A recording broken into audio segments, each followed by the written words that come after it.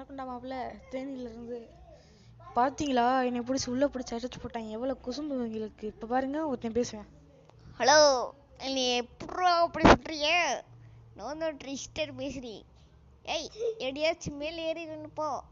நான் நம்ம தண்ணிட்டு கொடுக்குறேன். வாங்க. என்னடா இவங்க எப்படி அடைச்சி போட்டாங்க.